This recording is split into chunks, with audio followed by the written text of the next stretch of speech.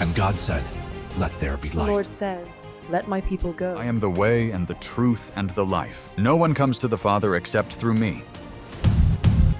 This is the Talkin Bible Podcast. Hello, folks. Welcome back to another week of episodes of the Talkin Bible Podcast with me, Rohan Bell, and also with Phil Weirden for the first time this year. Hello, Phil. Hello, Rohan. How are you? I'm good. It's good to have you. We've just been messing around for about 20 minutes trying to get these cameras for those that are watching on YouTube right.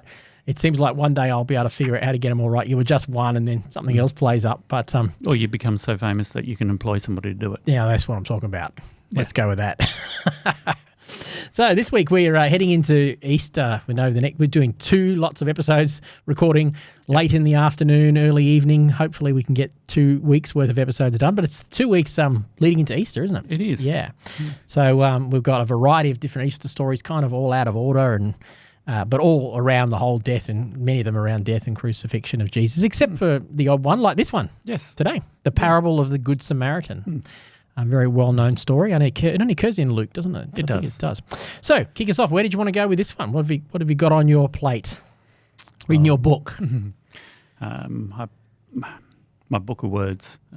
Not many words, but... No, there's not many in there. No. It's very different to Jeannie. Well, she's got pages of stuff that she's copied and pasted. So we'll see how we go. Jeannie and I have got this thing where we set timers now, so we finish at a reasonable time. So let's see. We might not need that with you. Well, I thought it was because these are supposed to be about 10 minutes, so it was like, don't ask too many questions. Okay, let's go with 10. I reckon most of them I've done some with. I've done 3 weeks with Jeannie and 2 weeks worth with Jeff Baxter so far. I'm probably averaging 25 minutes, I reckon. So, but if we can do it in 10 to 15 minutes, that's probably ideal. So let's see how we go. Yeah.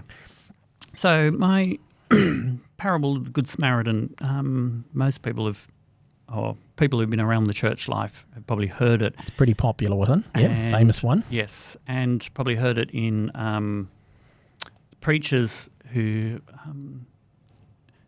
sort of always say, "Oh, we're always the Good Samaritan." Yep. Yeah, it sort of crosses over into normal vernacular, doesn't it? Yeah, that we all want to be the Good Samaritan. And I heard recently of a different slant from the Western theology mindset to more of the liberation, the people who have been more oppressed and persecuted sort of side. And so they've always come at reading scripture from a different slant. Yes, that's right. And this would have a different story rather than seeing yourself as the Good Samaritan. How do you see yourself as the victim? The victim. Okay, yeah. Tell me more. That's interesting. Also the victim, as well as like who was with the victim is like who's gonna help me? Okay. Yep. And is it going to be the person who's going to be the Pharisee or the religious leader who is all high and pious and doesn't want to have anything to do with you, or is it going to be the person who's going to get down on their knees and get in the mud and do it? Right, that's great. And forgetting to it's like instead of being the with the victim of the Good Samaritan being the person who, or the victim being, deemed as, you're somebody, you're not even human. Yes. Yeah, looking down on the victim as though they're a nobody, insignificant, unvalued, unvaluable. Yeah. Yes, that's right. Which is the upside, which is the way the world thinks, but that's not the gospel message, is it? No. And Jesus is one who says, show mercy. That's right, show mercy. Go and do likewise, he says at the end of this parable. You want to know who my neighbour is? Well, it's this guy. Go and do likewise, So that's the heart of Jesus, which is the heart of the Old Testament. We've talked about this lots of times in the podcast, that the prophets regularly railed against the religious leaders and elite people claiming to work for Jesus, work for the Lord, who weren't caring for the vulnerable and the weak and the frail and the helpless. Yeah. That's essentially a big part of what it means to be a follower of Jesus, isn't it? Yeah, it's definitely the following of Jesus. This is what he's called us to do, not just what I was trying to think of is, not coming towards it as much of like, we're the victorious ones. We are, but that's not all the... That shouldn't be our focus.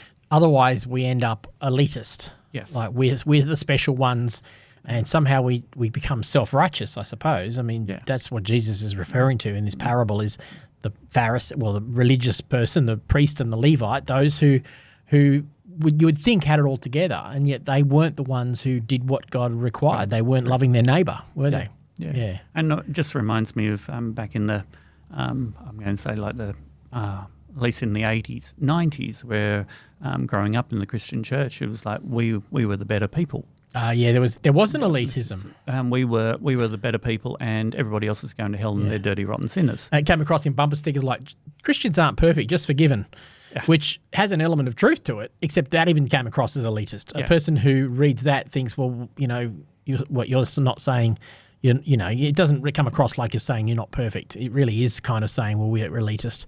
It's not identifying with the rest of humanity to the same degree that's probably necessary. Yeah, a step in the right direction, but still, that's not what was the predominant view in the 80s, was it? No, not at all. So it was, that's sort of reminding me reading this is, how do we show mercy to in this world, in today's, when it's so, it's becoming so polar opposite. Yes. And what I love about this parable is Jesus used this parable to answer a question. Yeah. Who is my neighbour? Who is my neighbour? Because he says, well, what's the greatest commandment? And Jesus says, well, how do you read it? And he says, well, I see it as love the Lord your God and love your neighbour as yourself. And Jesus goes, sounds good, go and do it. Yeah. And he wants to check himself out. He goes, okay, so who's my neighbour? And then Jesus launches into this parable to answer that question, doesn't he? And explains that actually the neighbour is the person that you least expect to be your neighbour. Don't fool yourself into thinking that you're a loving, pious, godly person if you only love those who love you. True. Yeah, and I think that's the genius of this parable, is it's a really vivid, well-told story which kind of hits you between the eyes, because we can sit there and go, priest, religious person, we're not like that. But if we stop and think about it, where do we, are we that way inclined? Just yesterday, I was on a train on my way home yesterday afternoon. And, when I get on the train here at the Rural, it's usually, I jump on 20 minutes and I'm back at Unanderra near my house. And I don't catch it all the time, but I catch it sometimes. And there's usually plenty of vacant seats. But yesterday I grabbed a seat, sort of one of the back-to-back seats. I was facing somebody else. And then there was a guy got on the train at the next station after me. And he had obviously been drinking too much. And I could smell the alcohol on him. And he came and he plonked himself, the big guy, and he came and plonked himself down directly opposite me, literally directly opposite. I felt like my feet were obstructed and everything. And my first impression was, look, there's people everywhere on this train. You could have found somewhere else to go. And I was arrested by that. And I thought, not even thinking about the fact I was going to be recording this today and going, Rohan, what are you thinking? Yeah. That's so self-focused. That's like walking across the other side of the road. Yeah. Whereas this was an opportunity to show this man some kindness and just smile at him. And, I didn't have to engage him. We're in a quiet carriage. I couldn't talk anyway. Yeah. But I just thought I missed it, to be perfectly honest. So a few minutes later, before he got off the train, he got off before I did, got in Wollongong. But I just smiled. Yeah. And, let him know that I was affirming him. But I was caught in that moment thinking, I'm not living out this gospel life. I was walking on the other side of the road, staying away from this man, thinking, I don't want to be here. And so critical of myself. But it was just an example that we're all still working this out. Yeah. Well, I am anyway. I don't know about everyone else, but I'm still working this out. And I agree with that. And I just keep reminding myself that we're all on this journey, and we're all human, and God made us. Yeah. He made each and every one of us. So I keep reminding myself not to look down on people. Yes. Because I know has been my bent over the years, and being a Christian and being in that influence of I'm better than everybody else. Yeah. And I've come a cropper a few times. Yeah. And when we do, we fall into the trap of, in this parable, everyone's assuming that the righteous person is the priest or the neighbour, and Jesus is that priest or the Levite, the religious person, and Jesus is showing how they are not doing their religious duty, because he walks across the other side of the road and stays away, and he doesn't want to get touched or affected or unclean by this person. Yeah. And yet, in this situation here, Jesus talks of this Samaritan man who was really someone you would least expect, who is the one who shows that kindness. And Jesus is saying that's the neighbour. Yeah. So be one of those. Be one of those people that shows kindness, even if you're not expecting to show kindness. Yeah. And showing kindness, but don't expect anything in return. Yeah, that's true. Yeah. Develop that thought a bit more, because what does the man do? He just says... He just, ultimately, he sort of says to the, because he picks up the bloke and takes him to an inn and looks after him for the night and has to continue on his journey. But he says to the innkeeper, look after him and I'll pay you whatever needs to be done. But it was like, not look at me. He was sort of like taking that low position of like, I'm here to help. Yes. And so he was willing to be inconvenienced. Because interestingly enough, the priest and the Levite, they weren't willing to be inconvenienced because it was going to make them religiously unclean to touch this man. They thought he might have been dead. So they were about their business, and they would have even been able to say to themselves, oh, no, I don't do that, and will make me unclean. They would have I'm going to be late. I'm going to be late or whatever. So they would have rationalised why they didn't. A bit like I was doing with that man on the train yesterday. And along comes this man who clearly he can't spend all his time with this victim because he's got to go on and do business too. But he was willing to be inconvenienced, and then when he couldn't inconvenience himself with his time, he was okay, well, I've got some money, I can inconvenience myself with money, wasn't they? So it's being willing to be inconvenienced. That's when these moments of kindness and love actually shine through. Rarely have I found that it's convenient to be a loving neighbour. Yeah. Yeah. I was just reminded of Jesus throughout the scriptures where he was on... the scripture where he was going to go and I think it was Jairus' daughter to heal, and he got interrupted by the woman with the issue of blood. Yep. She interrupted him, and he stopped and spoke to her. Can't think of anything else at the moment where he was interrupted on his journey to a place. Oh, oftentimes I think Jesus stopped for crowds. He was he crossed the river and then he met with the crowds. He's on a mission and he stopped and he says, and he has compassion on them because they're harassed and helpless like sheep without a shepherd. I think one of the keys for Jesus is that his stories are marked by, even though he's always on a mission and he's always going somewhere, he's always aware that his ministry opportunities, his opportunity to be who he's called to be, usually come off the beaten track. They come when they're not expected. And I know for someone like me who's very driven and very focused, and I can tell myself this is my mission. Oh, if I do that, I'm going to stop something else I'm going to not be able to do. Yeah. You know, if I spend time on that, I won't be able to spend time on this, and this is the most important thing.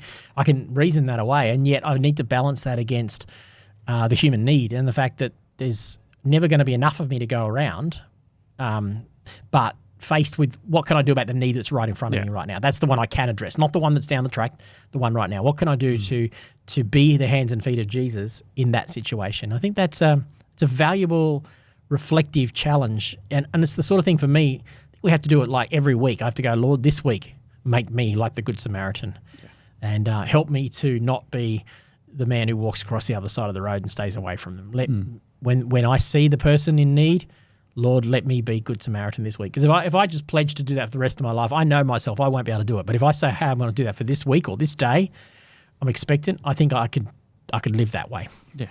Yeah. And with what you just said, it's like, saying, God, help me be that person. So you're not doing it on your own.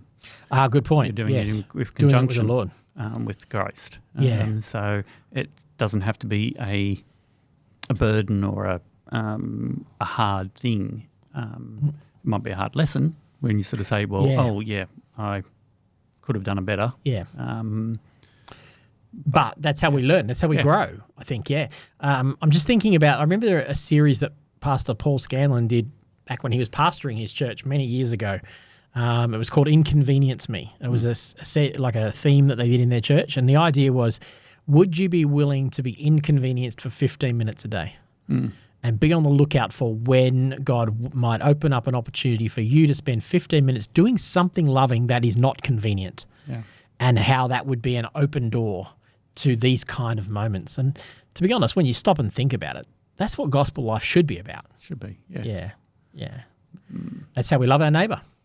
Do you have anything else in your notes there? No, that was all. That was it. Yeah, it's a well-known parable, and it's probably fairly self-explanatory. but it can take a lifetime to master. Hey, Definitely. Yeah. Definitely. Just when we think we've got it figured out, we haven't.